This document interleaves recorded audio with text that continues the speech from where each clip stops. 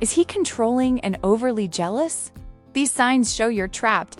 If you feel like you have to think before doing something simple, like replying to a message, going out, or even saying what you feel, this is for you. Because control doesn't feel like control at the beginning. It feels like someone who really cares. Someone who wants to know where you are. Someone who gets uncomfortable when you don't respond. Someone who says it's all because they don't want to lose you. And that's exactly why it's so hard to see. Because you don't feel trapped. You feel chosen. You feel like you matter. Like someone is paying attention. Like you're important enough to be questioned. But slowly, something inside you starts to change. You begin to explain things you never had to explain before. You start avoiding situations that might create tension. You think twice before being yourself, just to keep things calm. And one day, you realize something uncomfortable. You're not acting freely anymore. You're acting based on how he might react. And that's the shift most people ignore. Because no one sat you down and said, you're not allowed to do this. You just stopped doing it, not because you wanted to, but because it became easier. That's how control works. It doesn't take your freedom, it teaches you to limit it. So pay attention, because the signs you're about to see don't look like control. They feel like care, and that's what makes them dangerous. At first, it feels good. He wants to know where you are. He asks who you're with. He checks in throughout the day. And you interpret that as interest, as attention. As someone who cares enough to stay connected, it doesn't feel wrong. It feels like you matter. But then, something changes. The questions don't stop. They become expected. If you take too long to reply, he notices. If you don't explain something clearly, he questions it. If your answer is too short, it's not enough. And now, you start adjusting, you reply faster, you give more details, you explain things that never needed explanation before, not because you want to, but because you've learned something. If you don't, it creates tension, so you avoid that. You start thinking before responding. You anticipate what he might ask next. You shape your answers to prevent a reaction, and without realizing it, you're no longer just communicating. You're managing his expectations, managing his reactions, managing the emotional environment, so things don't shift. And that's where the pressure comes in, because now, it's not about sharing your life. It's about reporting it in a way that keeps everything stable. And that's not how care feels. Care feels light. Care feels safe. Care doesn't make you feel like you're being evaluated every time you speak. If someone's attention makes you feel like you have to perform, like you have to get things right, like you're constantly being watched, that's not care, that's pressure. And pressure is the first step toward control. At some point, you notice something subtle. You're not fully being yourself anymore. Not because you don't want to, but because you've learned that certain things create reactions. So you adjust. You think before speaking. You filter what you say. You hold back opinions that might turn into a discussion you don't want to have. And at first, it feels small. Like you're just avoiding unnecessary conflict. Like you're being mature. Like you're choosing peace. But look closer. Are you choosing peace? Or are you avoiding discomfort? Because there's a difference. In a healthy relationship, you don't need to edit who you are. You don't need to calculate every word. You don't need to suppress parts of your personality to keep things stable. You can be direct. You can be honest. You can exist without constantly adjusting yourself. But here, it's different. You replay conversations in your head before they happen. You change your tone depending on the situation. You avoid certain topics completely. And slowly, your expression becomes limited. You're still there, but not fully. And the most dangerous part is this. You get used to it. It becomes normal to think before speaking, to adjust before acting. to filter before expressing. Until one day, you don't even realize how much of yourself you've been holding back, because now it feels natural, but it's not. It's adaptation. And when you have to adapt your personality just to maintain a relationship, you're not expressing yourself. You're shrinking. At some point, something simple starts feeling heavy. Going out, spending time with friends, doing things that have nothing to do with him, things that used to feel normal, now come with a feeling you didn't have before. Guilt, not because you're doing something wrong, but because you already know how it might be received. You start thinking ahead. How will he react? Do I need to explain this? Is this going to turn into a problem? And suddenly, something that should feel natural starts feeling like a risk. So you adjust. You explain more than necessary. You justify your plans. You reassure him before anything even happens. And even then, it doesn't always feel enough. There's tension, subtle, but present, maybe in his tone, maybe in his silence, maybe in the way he responds. And that's what creates the shift, because now your choices are no longer based on what you want. They're based on what avoids discomfort. So you start saying no to things, not because you don't want to go, but because it feels easier than dealing with the reaction. You cancel plans. You limit interactions. You reduce parts of your life just to keep things calm. And over time, your world gets smaller, not by force, but by adaptation. And the most dangerous part is this: you start believing it's normal, that this is what relationships are supposed to feel like, that prioritizing him means sacrificing parts of your life. But it doesn't. A relationship should add to your life, not replace it. And if having a life outside someone makes you feel guilty, that's not love. That's control, working quietly. At first, it's subtle. You say something bothered you. He responds calmly. That's not what happened. You're overthinking it. You're too sensitive. It doesn't feel aggressive. It feels convincing. So you pause. You rethink what you felt. You question your reaction. You start wondering if maybe you did exaggerate. And that's how it begins. Not with control, with doubt. Because now, instead of trusting your own perception, you start checking it against his. You feel something, but you hesitate to trust it. You think something is off, but you second guess it. And slowly, your confidence in your own judgment starts to weaken. You explain yourself more. You try to justify your feelings. You search for the right way to express what you felt, so it won't be dismissed. But no matter how clearly you say it, it somehow turns back on you. Now, you're the one who misunderstood. You're the one who reacted too much. You're the one creating the problem. And this creates a quiet confusion. Because part of you knows what you felt, but another part is starting to question it. And when that happens repeatedly, something shifts. You stop trusting your own perception.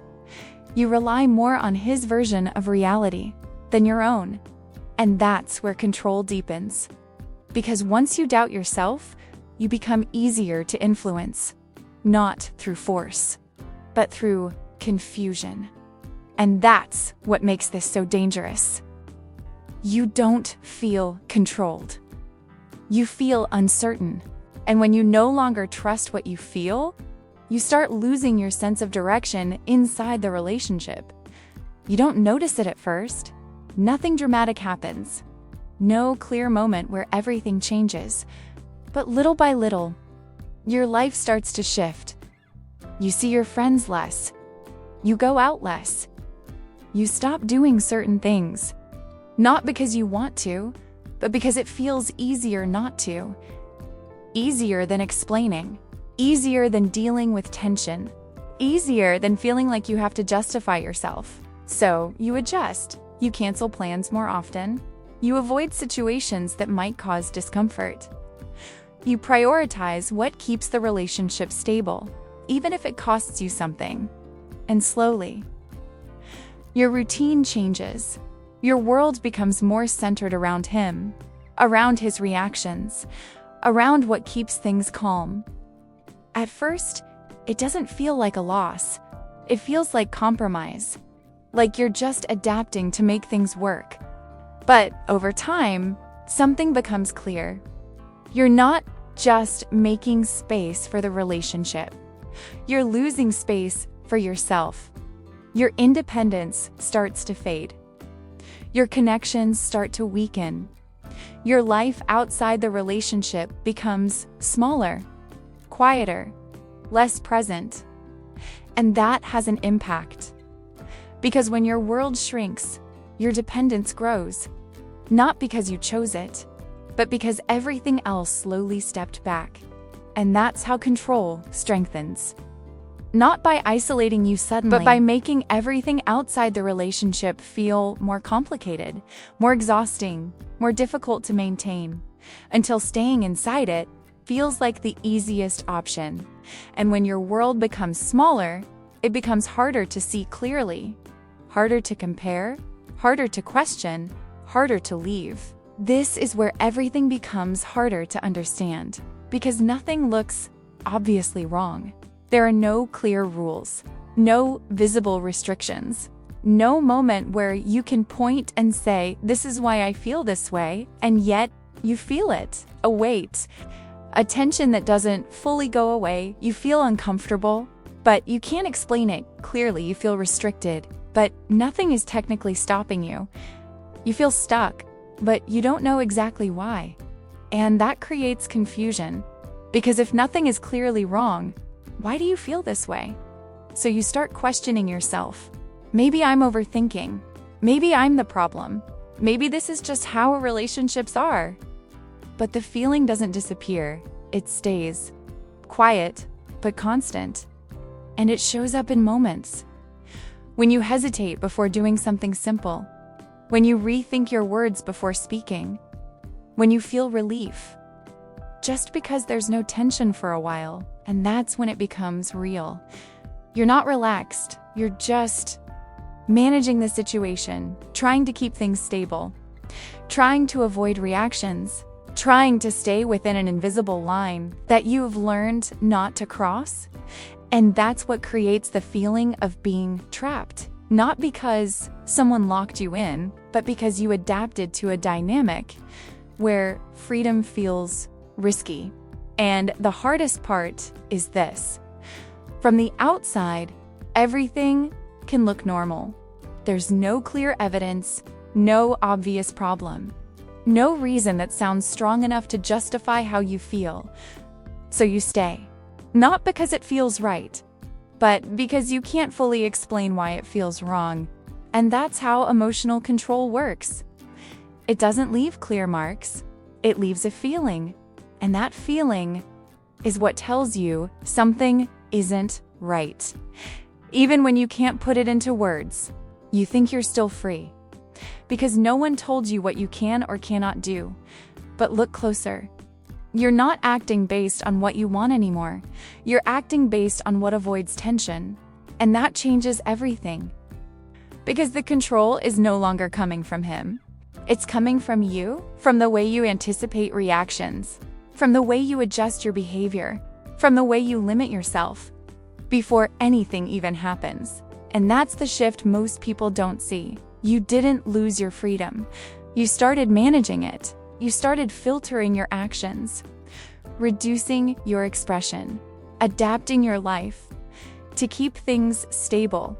And now it feels normal, but it's not. Because when you start controlling yourself just to maintain a relationship, you're no longer in a balanced dynamic.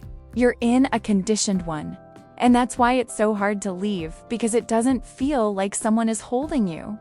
It feels like you're choosing to stay. But the truth is, your choices have been shaped by reactions, by patterns, by subtle consequences that taught you what creates peace and what creates tension. So now, you move carefully, not freely, And that's what keeps you stuck, not the person, but the version of you that learned to shrink to make it work.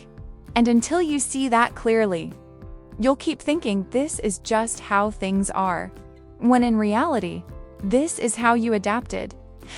Everything starts to change the moment you stop focusing only on how you feel and start looking at what keeps repeating. Because this is not about isolated moments, it's about patterns, the same questions, the same tension, the same need to explain yourself, the same feeling that something is off, but never fully resolved. And when you're inside it, it's hard to see, because each situation feels different. Each moment has its own explanation. Each reaction seems justified in some way. So you deal with things one by one, trying to fix each situation, trying to make each moment work, trying to keep everything stable. But when you step back, something becomes clear.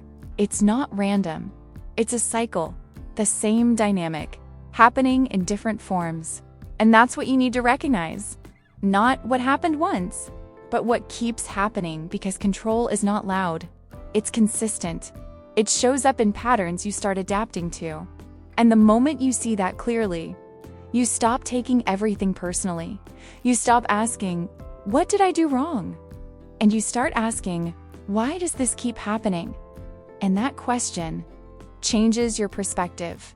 Because now you're not just reacting, you're observing. You're seeing the structure behind the behavior. And once you see the pattern, you can't unsee it. And that's where your awareness begins. At some point, you realize how much you've been explaining your actions, explaining your intentions, explaining things that, deep down, never needed justification. And it didn't happen all at once.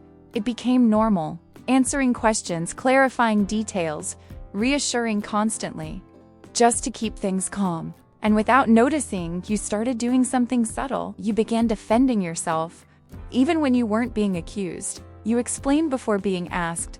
You justify before there's a problem. You try to prevent reactions by over-explaining everything. And that's exhausting, because now you're not just living your life, you're constantly validating it, trying to make sure it makes sense, trying to make sure it won't be misunderstood, trying to make sure it won't create tension. But here's the truth: the more you justify, the more it reinforces the idea that you need to. And that's how the cycle continues, because every explanation becomes expected, every reassurance becomes necessary, every detail becomes something you owe. And at some point, you lose something important: your sense of autonomy. You stop acting freely and start acting in a way that can be accepted. And this is where you need to shift. Not by fighting, not by proving a point, but by stopping the pattern. You don't need to justify normal behavior. You don't need to explain your life in detail. You don't need to constantly prove that you're doing nothing wrong. Because if your normal actions require constant validation, the problem is not what you're doing, it's the dynamic you're in. And the moment you stop justifying everything, you start taking your space back. At some point, you have to ask yourself something simple. What would I do if I didn't feel this pressure? Not what you think is easier, not what avoids conflict, not what keeps everything stable, what you would actually choose. Because right now, many of your decisions are not coming from you. They're coming from anticipation, from trying to keep things calm, from avoiding reactions, from staying within limits that were never clearly said, but deeply felt. And that's what disconnects you from your freedom. Not the relationship itself, but the way you've adapted inside it. So the shift begins here. You start small, you notice your choices, you notice when you hesitate, you notice when you're about to adjust, just to avoid tension. And instead of immediately changing your behavior, you pause and you ask yourself, is this what I want? Or what feels safer? Because those are not the same thing. Freedom doesn't disappear all at once. It fades through small adjustments, repeated over time. So, reclaiming it works the same way. Through small decisions, choosing to say what you think, choosing to do something without over-explaining, choosing to act without constantly calculating the reaction. And at first, it feels uncomfortable because you're breaking a pattern. You're stepping outside of something you've adapted to. But that discomfort is not a sign that you're doing something wrong. It's a sign that you're reconnecting with yourself. Because freedom is not just about what you're allowed to do, it's about how you feel when you do it. And if you don't feel free, even when nothing is stopping you, that's what needs to change. Most people think boundaries start with the other person, with what you say, with what you allow, with what you tolerate from them. But real boundaries start before that. They start inside you. Because if you don't know what feels wrong, you won't know when something crosses the line. And if you don't trust what you feel, you'll keep adjusting instead of protecting yourself. That's what has been happening. You felt discomfort. You felt pressure. You felt something wasn't right. But instead of treating that as a signal, you tried to manage it. You tried to adapt, to explain, to keep things working. And that's how your internal boundary got blurred. So now, the shift is not about changing him. It's about reconnecting with what you feel and taking it seriously. When something feels off, don't dismiss it. When something creates tension inside you, don't justify it immediately. When something makes you shrink, don't normalize it. Because your reaction is information. And if you ignore it, you lose your reference. So internal boundaries begin with clarity. This doesn't feel right. I don't want to live like this. I'm not okay with this dynamic. And once that is clear inside you, your behavior starts to change naturally. You stop over-explaining. You stop adjusting automatically. You stop prioritizing peace over your own comfort because now you're not reacting to the situation. You're responding from your own limits. And that's the difference. External boundaries only work when internal ones are solid, because if you don't define what you accept, you'll keep adapting to what's given at some point. You have to stop asking what this relationship could be and start looking at what it actually is. Not the potential, not the good moments, not the version you hope it can become, but the reality you live every day, how you feel, how you act, how much you adjust just to keep things stable. Because staying is a decision, and every decision has a cost. If you stay, you're choosing this dynamic as it is right now. You're choosing the pressure, the adjustments, the version of yourself that exists inside this relationship. And that doesn't mean it can't change, but it means you're accepting it as it currently is. And that's where honesty matters, not about him, about you. Can you live like this without losing yourself? Can you stay without constantly shrinking, without second guessing, without feeling like you have to manage everything just to feel okay? Because if the answer is no, that's something you can't ignore. And this is where the decision becomes real, not emotional, clear. You're not choosing between love and loss. You're choosing between staying in a reality that affects you or stepping out of it to reconnect with yourself.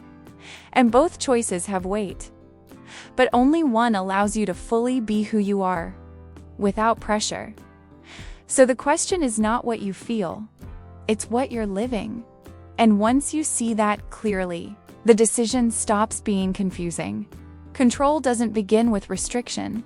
It begins with small concessions, moments where you adjust, just to keep things calm, times where you stay silent, just to avoid tension, decisions where you choose what feels easier, instead of what feels right. And none of it feels serious in the moment. It feels temporary. It feels manageable. It feels like you're just trying to make things work. But those small concessions don't stay small. They accumulate. They shape your behavior. They change your reactions. They redefine what feels normal, until one day, you look at your life and realize something. You don't fully recognize how you got here, because nothing was taken from you all at once. It happened gradually, through adaptation, through repetition, through moments where you chose peace over yourself. And that's how control settles in, not by force, but by conditioning. You learn what creates tension. You learn what keeps things stable, and without realizing it, you start choosing accordingly. So now, your freedom still exists, but it's no longer fully yours, because it's being filtered through reactions, through expectations, through patterns you've learned to follow. And that's the final shift. Control doesn't need to hold you, it just needs you to keep holding yourself back. And the moment you see that clearly, you realize something important.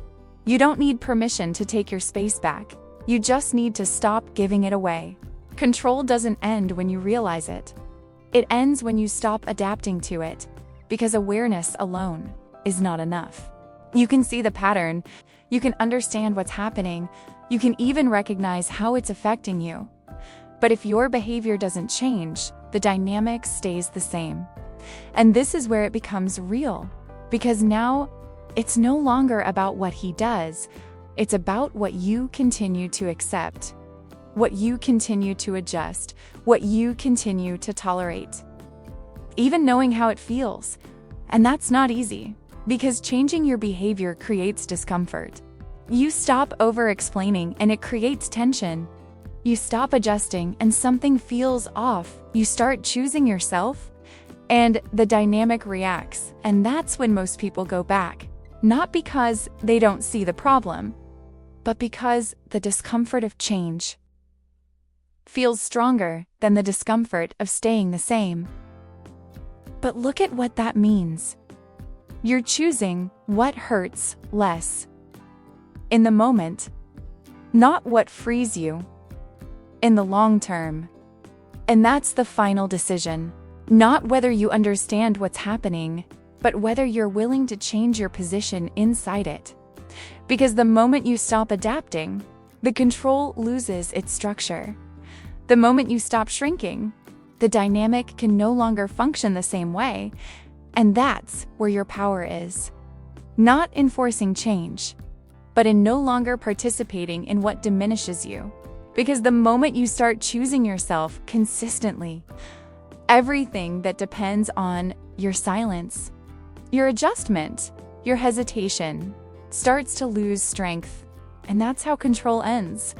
Not when it disappears, but when you stop sustaining it. You don't need a dramatic moment to realize something isn't right. You don't need proof that everyone else would understand. You don't need a situation that looks serious enough from the outside, because what you feel is already enough. If you feel pressure where there should be peace, if you feel tension where there should be safety, if you feel like you have to shrink just to stay, that matters. Even if no one else sees it. Even if it's hard to explain. Even if part of you still tries to justify it. Because the truth is simple. A relationship should not make you feel like you're losing yourself slowly. It should not make you question your own behavior constantly. It should not make you feel like freedom comes with consequences. And if it does, that's not something to ignore. Because the longer you stay in something that feels wrong, the more you adapt to it, the more normal it becomes. The more you disconnect from what you used to feel and who you used to be. Until one day, you don't even recognize the difference anymore. And that's the real risk, not the relationship itself, but what it quietly turns you into. So the question is not whether this is bad enough. The question is this the life I want to keep living? Because the moment you answer that honestly, you stop waiting for something to change, and you start deciding, not based on fear, not based on attachment, but based on what you know you deserve to feel. Control doesn't always look like something being taken from you. Sometimes, it looks like something you slowly stop giving to yourself. Your voice, your spontaneity, your freedom to just be without thinking twice. And when that happens, it's easy to miss because nothing is being forced. You're still allowed to go out, still allowed to talk to people, still allowed to live your life. But you don't do it the same way anymore. There's hesitation, there's calculation, there's a quiet awareness of how everything might be perceived. And that changes your experience. You're no longer fully present. You're managing how you act, how you speak, how you exist inside that relationship. And that's the final layer most people don't see. You didn't lose your freedom. You lost the feeling of being free. And that's deeper. Because freedom is not just about permission. It's about how you feel when you make a choice. If every choice comes with tension, if every action comes with anticipation, if every decision feels like it needs to be measured, that's not freedom, that's control, internalized. And the moment you recognize that, you stop asking, is he controlling? And you start asking something more honest. Why do I feel like I can't fully be myself here? Because that answer is what brings you back to yourself. And once you reconnect with that, you don't need to fight for your freedom. You naturally stop staying where you don't feel it.